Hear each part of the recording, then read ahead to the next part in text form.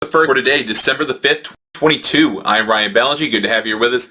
We are presented by our friends at French Lake Resort in French Lake, Indiana. We have two topics, as the name of the show implies. Hope you had a great weekend, the fun weekend of golf. We had the Australian Open wrapping up in Melbourne. You have Victoria Golf Club hosting Kingston Heath, which is somehow playing second fiddle, an incredible golf course in its own right, the other host course this week for what turned out to be a really awesome festival of golf. You had the Australian Open, the Women's Australian Open, and an All Abilities Championship all at the same time, all unfolding. Yes, there were some issues with it, but really cool end results. Adrian Meronk wound up winning in a little bit of a misleading runaway. Adam Scott was right there until the very final 4 or 5 holes and then kind of gave way to Meronk, who wound up winning. And then you had Ashley Buhai, who had a career season this year on the LPGA, wrapping up a tremendous year for herself.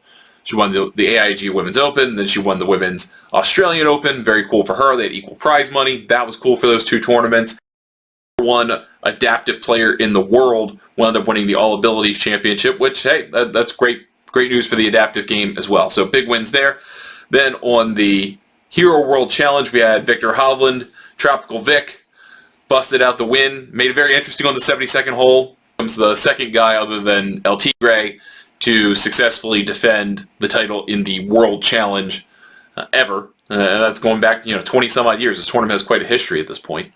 So that's a big deal for Victor Hovland. Ends the year on a somewhat happy note. And said that, this year has kind of been different for him because of the way that he's played and got so close to the Open but didn't get there. And so was leaving a kind of awkward, sour taste in his mouth. Turns out to be kind of sweet in the end with $1 million coming his way. And then Thirsty Tristan Lawrence got the job done for his third DP World Tour victory, won his national championship, the Investec South African Open Championship. He had a back 941, which tells you how big of a lead he had going into the final 9 holes, wound up winning by a shot over Clement Sordet. So, pretty interesting weekend of golf. None of those things are the two topics we're going to talk about, just kind of a recap of things that happened in the weekend of golf, in case you didn't pay any attention to any of that, and I cannot blame you. Had the World Cup. We had NFL football. We had championship games in major college football conferences. Had some great college basketball. Shout out to my Terps for beating the Illini. And new head coach Kevin Willard turning out to be a great hire, at least so far. So kudos to them so far on an early good season.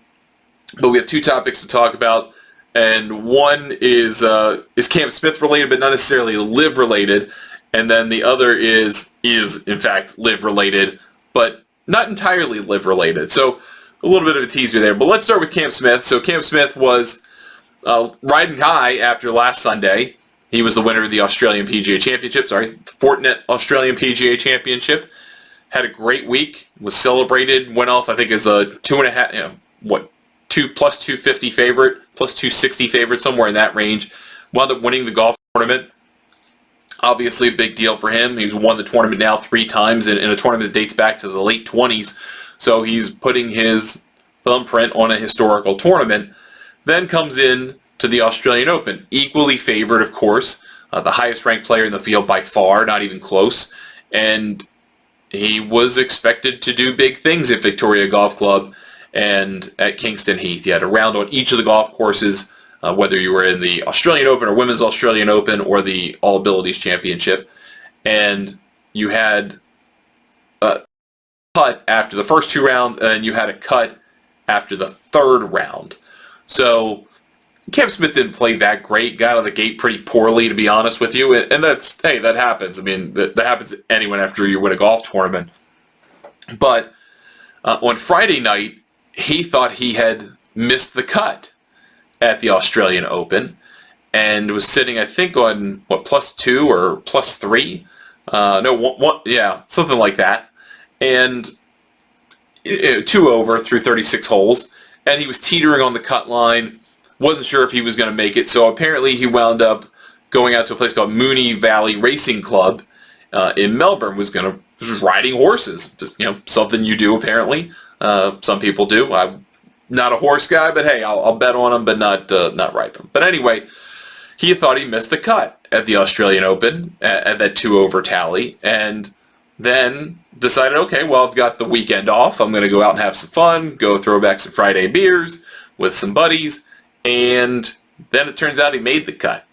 And so things kind of had to change pretty quickly on Friday night because he was staying out late, which meant because he was one of the last guys to make the cut, he was one of the first to go out on Saturday at Victoria, along with the last or the worst ranked players to make the cut in the Women's Open and the start of the adaptive tournament, which is 12 players, but still that's extra bodies on the golf course.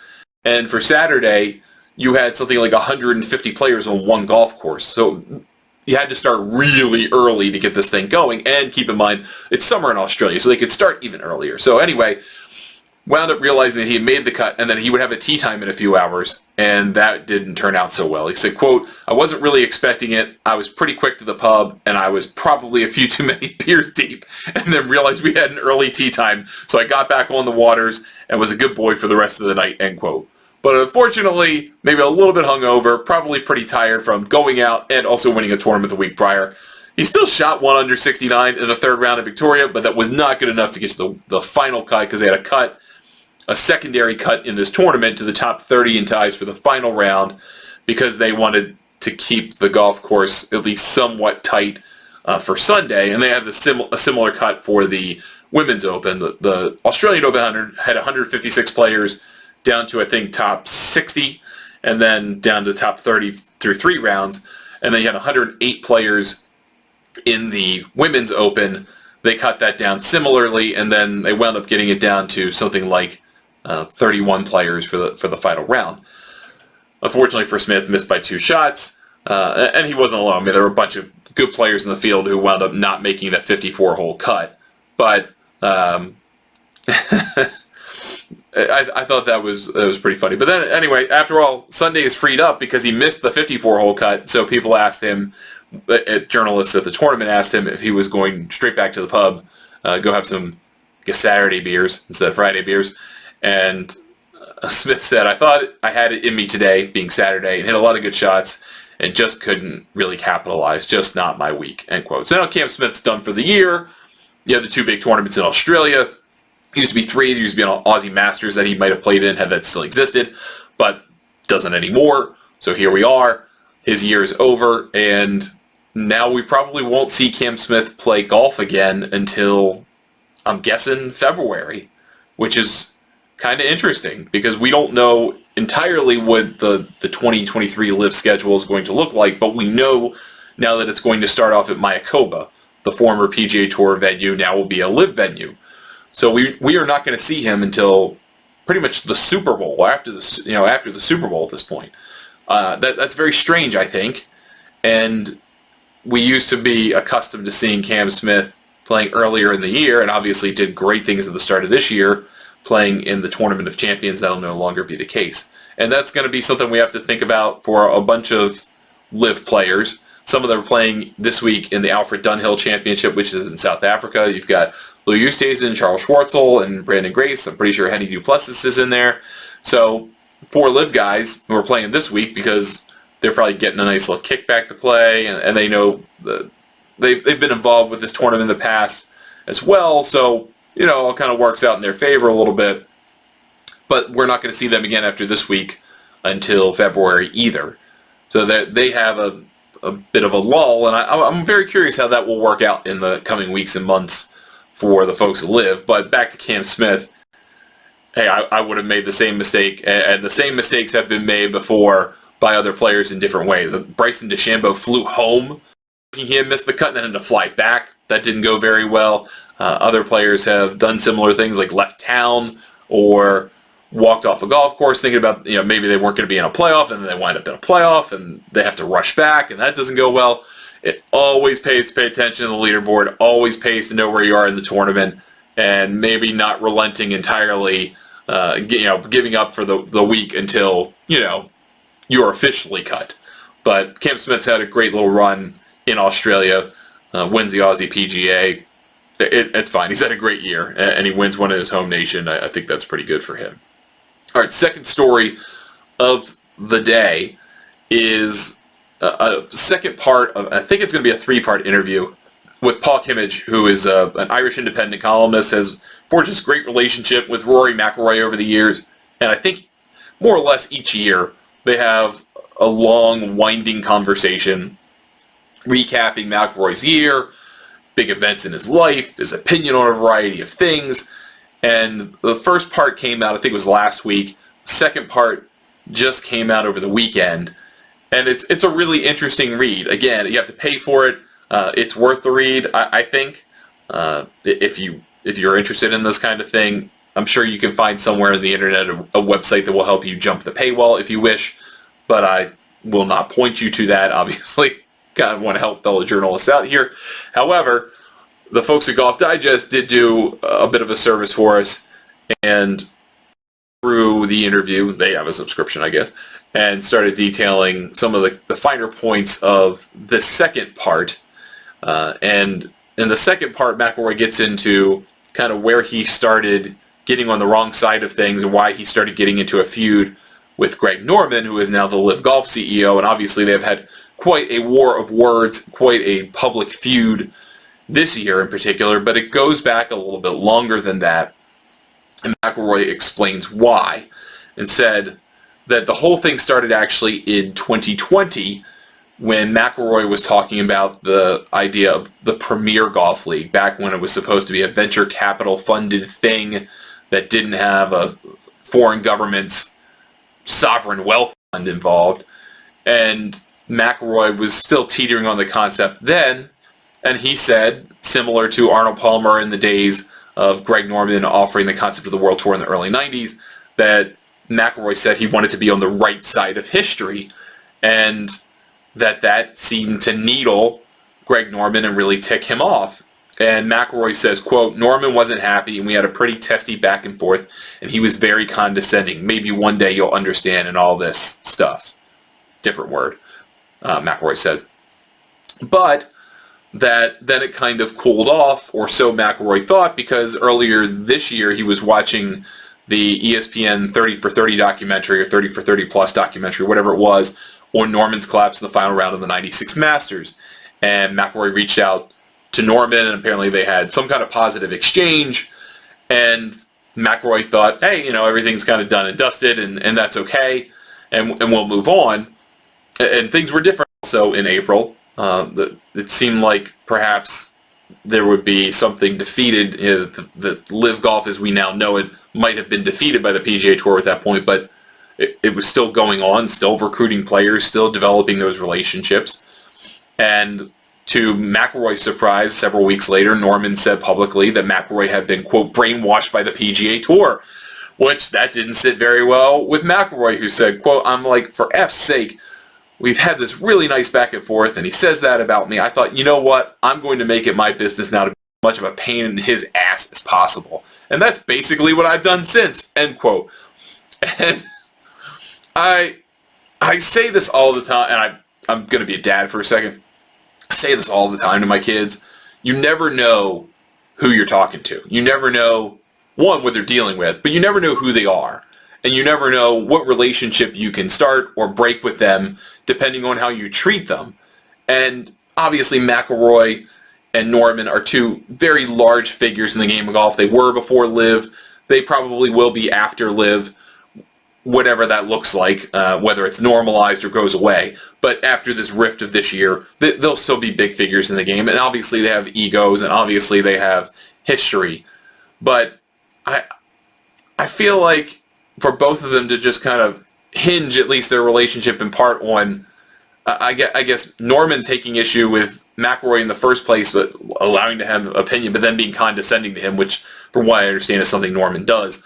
And then for McIlroy to kind of come back and try to be this peacemaker type guy, the guy that he kind of seems to be publicly and apparently maybe privately, and tried to make peace, and then all of a sudden Norman still goes on his thing about it, and then to take it personally, and then try to kind of needle him at every opportunity, knowing full well that his calls for, Greg's got to go, and he can't be the CEO, and that's one of the preconditions of discussing some kind of agreement with Live between the golf ecosystem as it exists now and what they're offering, or what they could offer, I suppose. For that to be somewhat predicated on a personal gripe between the two, that tells you kind of how history works out. It kind of tells you that, hey, some of this stuff kind of happens because people just don't treat each other the right way, or they get rubbed the wrong way at some point, and then vendettas are created, and then revenge happens, and then all this other stuff happens. A series of events happen because two people didn't get along, or someone said something the other person didn't like. And maybe, I don't know this to be true, of course, but maybe things would have been a little bit different had none of this stuff ever happened previously. It's one of those kind of what-if history books. I have some on my bookshelf here, which is why I'm looking at it. But reading those books and you think, well, what, if that didn't happen, what would happen here? Or would any of this have happened? Well, this may be one of those situations where if Greg Norman had never ticked off Rory McIlroy, would any of this have happened? Will Greg Norman be forced out because that's a precondition for being able to kind of normalize LIV? I don't know, but Norman has said he's the guy. The head of the Saudi Public Investment Fund has said he's the guy, Norman's the guy, he's staying, and then he reports that Mark King or someone else is coming in to be the CEO and push Norman the chairman's role or out entirely are not true. So there's also that wrinkle added in that there's this whole lawsuit between LIV and the PGA Tour and a couple LIV players. And as part of that discovery process between the PGA Tour and LIV for documents, the PGA Tour is now asking the Public Investment Fund to provide documents because from what they have gathered so far, the documentation seems to tell them that Greg Norman is effectively a figurehead, that he doesn't really have a whole lot of power in the day-to-day operations of LIV, and that makes a lot of sense, to be honest. I mean, it's not Greg Norman's money, and all the money belongs to the Saudis, so yeah, Norman could have things to do, decisions around some operations, or allowing shorts, or rangefinders, or maybe trying to recruit venues, or recruit players, or come up with kind of contract numbers, but at the end of the day, the Saudis run the company through the Public Investment Fund, through their ownership of the company that's an LLC that owns LIV Golf LLC.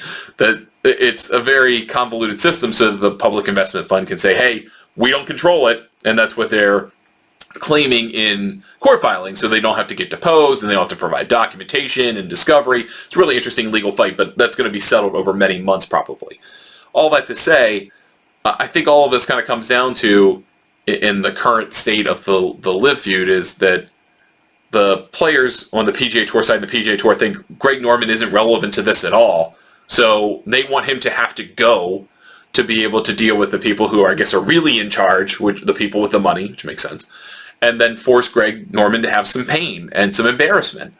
And again, comes back to a simple incident. And McIlroy talked about it a little bit later in the interview with Kimmage and says, quote, "So as much as I'm anti-LIV, I feel the PGA Tour have got lucky that Greg Norman has fronted this up. I think that they found someone less polarizing. LIV could have made more inroads," end quote. And so another shot at Norman of, hey, and there are a lot of people who don't, I mean, that exists, and that's however you want to choose to deal with that. But I think McIlroy does have a point here in to say that if they had installed a CEO with golf experience or golf relationships that was maybe closer to universally liked and maybe not perceived as someone with a 30-year grudge against the thing he's trying to disrupt, then perhaps would have been tremendously more successful in its first year. Maybe they would have signed away a lot more players and had those players less concerned about the source of the money or the damage to the reputation or anything that people worry about LIV are worried about before signing with LIV or choosing not to sign with them at all. And I think McIlroy probably has a point about that, and we've talked about that previously, I believe, on this show. But I also think Norman is kind of relevant to all of this because without him, I don't know that necessarily any of this gets off the ground.